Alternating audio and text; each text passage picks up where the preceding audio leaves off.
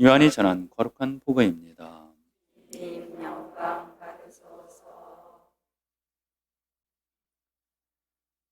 그날 곧 주간 첫날이 저녁이 되자 제자들은 유다인들이 두려워 문을 모두 잠가 놓고 있었다. 그런데 예수님께서 오시어 가운데 서시며 평화가 너희와 함께 하고 그들에게 말씀하셨다. 이렇게 말씀하시고 나서 당신의 두 손과 옆구리를 그들에게 보여주셨다. 제자들은 진을 뵙고 기뻐하였다. 예수님께서 다시 그들에게 이르셨다. 평화가 너희와 함께. 아버지께서 나를 보내신 것처럼 나도 너희를 보낸다. 이렇게 이르시고 나서 그들에게 숨을 불어 넣으며 말씀하셨다. 성령을 받으라. 너희가 누구의 죄든지 용서해 주면 그가 용서를 받을 것이고 그대로 두면 그대로 남아있을 것이다. 12 제자 가운데 하나로서 쌍둥이라고 불리는 토마스는 예수님께서 오셨을 때 그들과 함께 있지 않았다. 그래서 다른 제자들이 그에게 우리는 주님을 배웠어 하고 말했다. 그러나 토마스는 그들에게 나는 그분의 손에 있는 못자국을 직접 보고 그 못자국에 내 손가락을 넣어보고 또 그분 옆구리에 내 손을 넣어보지 않고는 결코 믿지 못하겠소 하고 말했다. 여들의 뒤에 제자들이 다시 집안에 모여 있었는데 토마스도 그들과 함께 있었다. 문이 다 잠겨 있었는데도 예수님께서 오시어 가운데 서시며 평화가 너희와 함께 하고 말씀하셨다. 그러고 나서 토마스에게 이르셨다. 내 손가락을 여기 대보고 내 손을 보아라. 내 손을 뻗어 내 옆구리에 넣어 보아라. 그리고 의심을 버리고 믿어라. 토마스가 예수님께 대답하였다. 저의 주님, 저의 하나님. 그러자 예수님께서 토마스에게 말씀하셨다. 너는 나를 보고서야 믿느냐? 보지 않고도 믿는 사람은 행복하다. 예수님께서는 이 책에 기록되지 않은 다른 많은 표징도 제자들 앞에서 일으키셨다. 이것들을 기록한 목적은 예수님께서 메시아이시며 하느님의 아드심을 여러분이 믿고 또 그렇게 믿어서 그분의 이름으로 생명을 얻게 하려는 것이다. 주님의 말씀입니다. 그리스도님 찬미합니다.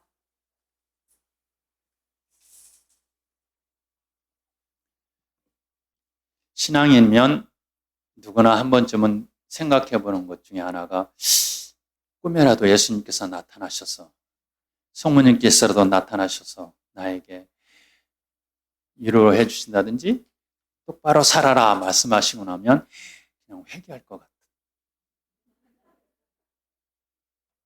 그죠? 그렇게 한번 생각해 보죠. 저도 그런 바람이 있어요. 작게는 좀 비슷한 유의 체험들도 있었고요. 그래서 굉장히 기뻤던 때도 있었고요. 그런데 그런 모든 어떤 사인들, 상징적인 어떤 체험들이 지향하고 있는 목표점이 있는데 그 목표점은 바로 예수님을 아는 거예요. 보는 게 아니라, 느끼는 게 아니라 아는 거예요. 아는 걸 목적으로 하고 있어요. 그래서 그랬구나. 그래서 내가 이렇게 살아야 되겠구나라는 동의를 하게 만들어주는 것을 목적으로 하고 있어요. 예수님의 부활 사건은 바로 이것을 정확하게 보여주고 있는 것을 말합니다. 우리는 부활이라는 생각을 할 때 단순하게 우리도 모르는 사이에 생물학적으로 이렇게 상상을 하게 됩니다. 오늘 토마스도 마찬가지잖아요. 죽은 사람이 살아났다고? 에이. 가짜가 있을 수 있다는 생각 때문에 토마스는 얘기합니다. 내 손가락을 그분 손 해보고 옆구리도 넣어보고 그래서 확실한 증거가 있어야지 내가 믿겠어. 그런데 예수께서 나타나셔요. 증거를 보여주셔요. 그런데 증거를 보여주는 그 사건이 정말 생물학적으로 증거를 보여주는 사건인지만 불구하고 왠지 모르게 뭔가 그것을 뛰어넘는 뭔가 있어요. 그것이 중요하지 않아요.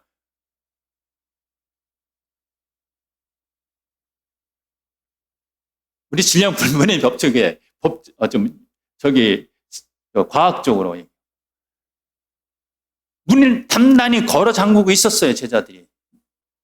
언제 또 이 대사자의 경비병들이 와서 우리를 잡아갖고 우리를 같이 처단할까, 해버리지 않을까, 그 두려움 때문에 문을 단단히 걸고 있는데 그 가운데 예수님께서 오셨어요. 어떻게 들어오는지 오셨어요. 근데 오신 그 예수님이 뼈와 살이 있어요. 이런 뭔가 설명이 되지 않는 초자연적 현상이 일어난 것을 접하는 사람들이 가질 수 있는 그 황당함, 그 놀라움이 적어도 한 줄 정도는 있어야 되는데 오늘 이 복음에는 그 내용이 하나도 없어요. 그런 식의 황당함, 놀라움을 제자들이 안 느꼈을까요? 있었을 거예요. 벽을 뚫고 들어왔는데. 그런데 왜 기록은 안 했을까? 제자들은 왜 그것을 말하지 않았을까? 그것은 그거보다 더 뛰어난, 그보다 더 엄청난 사건이 그들 안에 이루어졌고 그것을 말할 필요가 없었던 것이죠. 그 엄청난 그 사건이 뭘까? 어떤 사람에게는 그거보다는 그 생물학적으로 이루어지는 그 초자연적 현상이 더 뛰어난 것이고 더 놀랄 수 있는 일인데 라고 말할 수도 있겠지만 교수님의 그 부활 사건은 이상하리 많지. 우리가 관심을 갖고 우리가 놀래 자빠질 정도의 어떤 그런 것들은 전하고자 하는데 아주 인색해요. 그냥 살아나신 예수님께서 뼈와 살이 있었어 라는 정도예요. 호숫가에서 예수님께서 얘들아 잡은 물고기 좀 가져오너라. 좀 먹자. 먹었어요. 그런데 그 먹는 예수님께서 정말 예수님 살아나셨네. 정말 입이 움직이시네. 정말 저 생선이 입에 들어가네. 이런 것에 대한 전혀 언급이 없어요. 한 줄로 그분이 살아나셨다는 게 확신을 누구나 하고 있었기 때문에 더 이상 그런 것에 대해서 의미하지 않아요. 이처럼 우리가 우리 피부로 오감으로 느낄 수 있는 예수님의 부활 사건을 뛰어넘는 무엇인가가 있어서 그런 우리가 놀래 자빠질 정도의 놀라운 일들에 대해서 복음사가 전하지 않는 이유가 있었던 것이죠. 그게 뭘까요?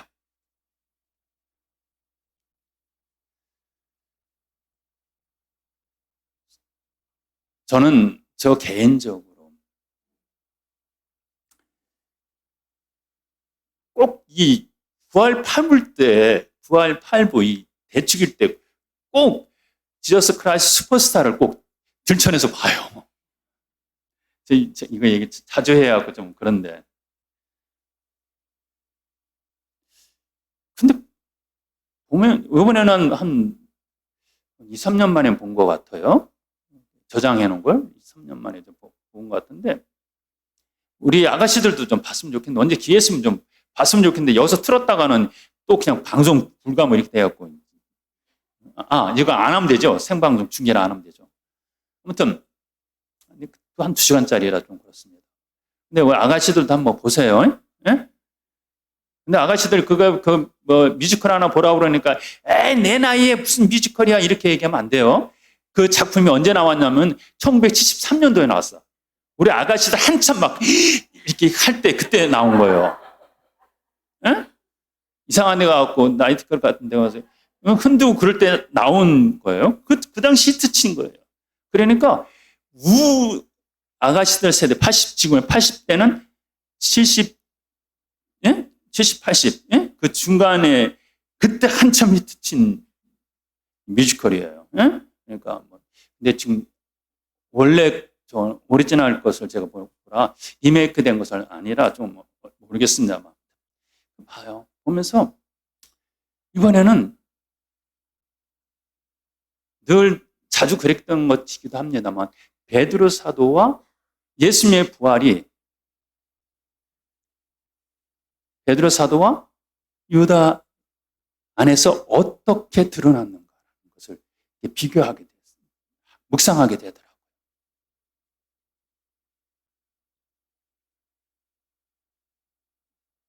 둘 다 예수님을 배반해요.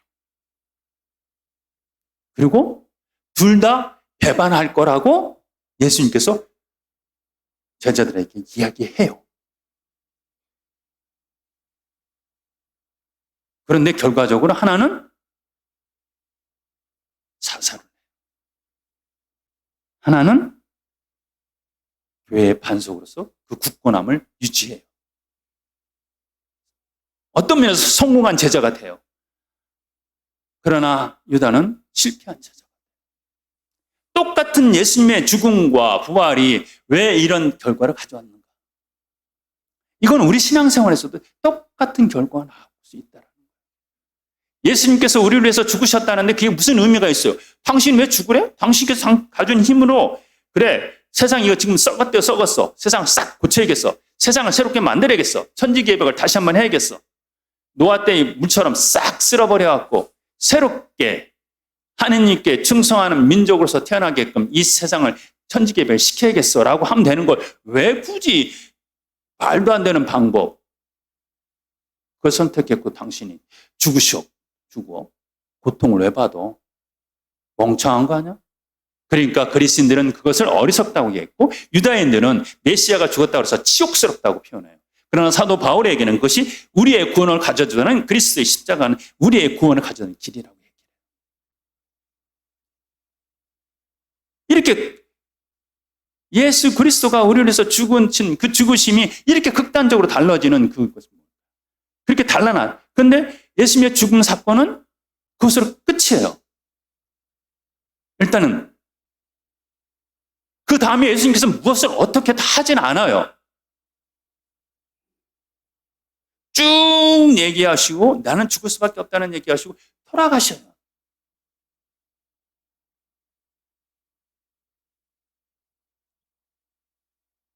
의인이나 죄인이나 똑같이 예수님을 바라봐요.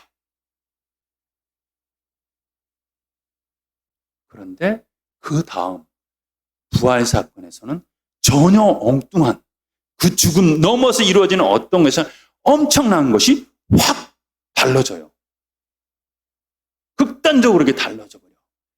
베드로 사도와 유다 사도와 같이. 차이점이 뭘까요? 베드로 사도와 유다 사도의 차이점이 뭘까요?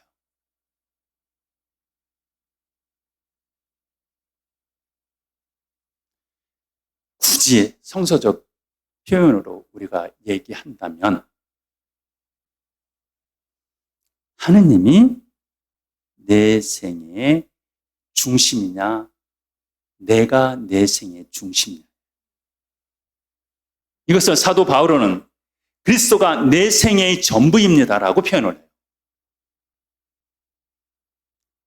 그래서 예수님의 부활 사건은 우리가 예수님 부활하셨네, 나를 위해서 희생하시고 돌아가셨네, 이제 내 죄를 숙제를 받았네, 그래서 나는 이제 하늘에 갈 수가 있게 됐네, 이제부터 고백선서 열심히 잘 보고 신앙생활 잘하고 죄 안 짓고 살면 난 천당 갈 수 있겠네. 이것이 아니에요. 내가 어떤 생각으로 바꿔져 있느냐가 따라서 이제 예수님의 죽음은 우리를 위해서 죽음은 하늘로 가는 지렛대가 되고 어떤 때 누구에게는 오히려 그것이 바보같이 쎘네. 저런 멍청한 사람이 어디 있어? 라고 했고 예수님과 빠이빠이하게 떠나게 되는 그런 결과를 낳아요. 여러분들은 어느 쪽이죠?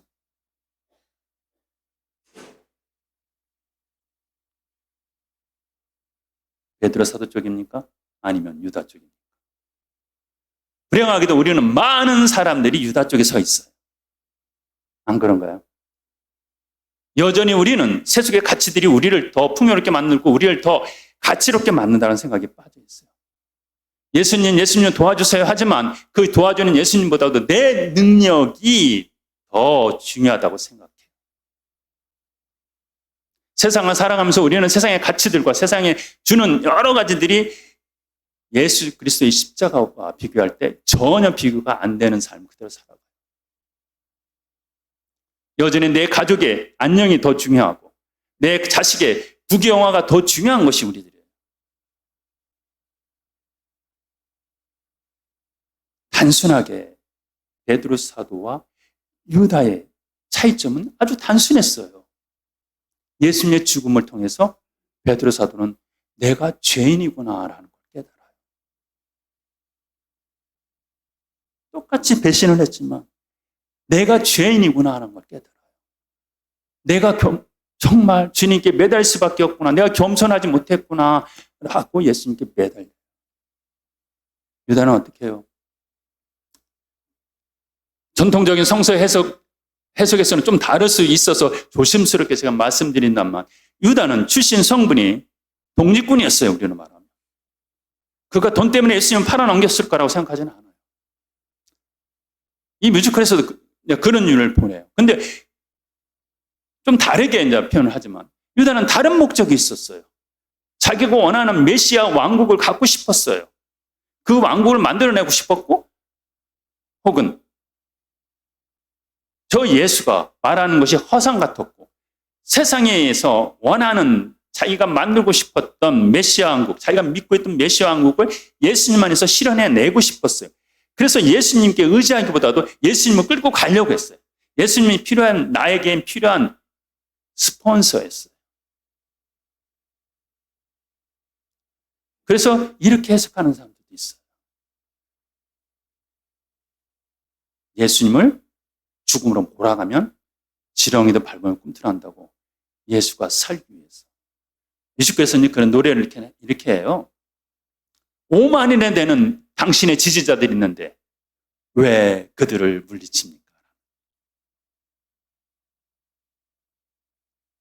세상의 힘을 갖고 있는데 이것을 왜 그렇게 바보같이 놓쳐버립니까?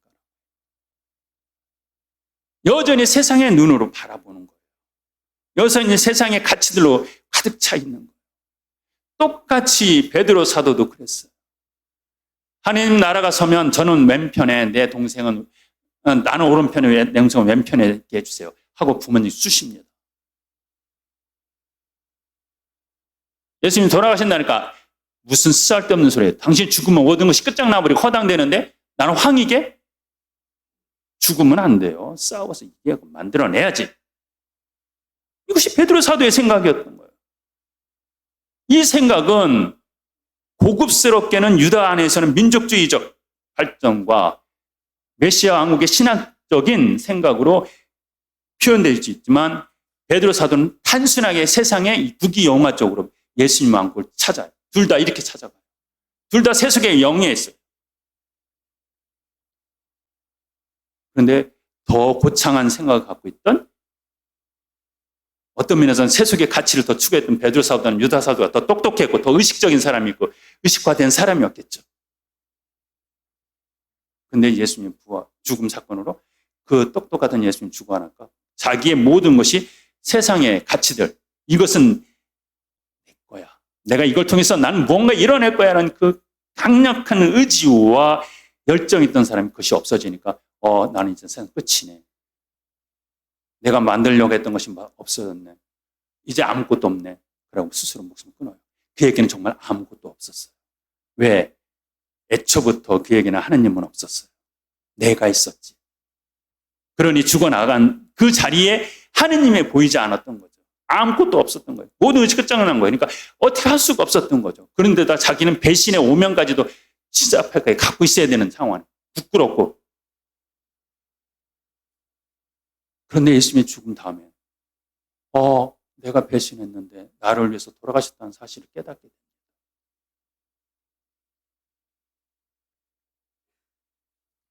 베드로 사도는 늘 그렇게 세상의 부귀를 꾸었지만 주님이 있었던 거예요. 하느님이 계셨던 거예요. 그래서 그 예수님 돌아가심을 통해서 그 하느님이 밝히 드러내 보여주시는 거예요. 그래서 베드로 사도는 새로운 길을 걸을 수 있는 거예요.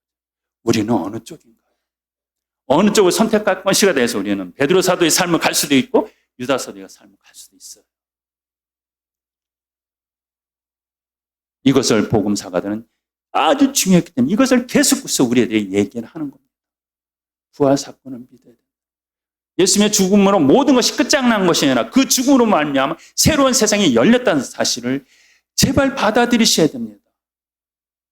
거기에 주님이 계시고 그것이 바로 예수님의 뜻이라는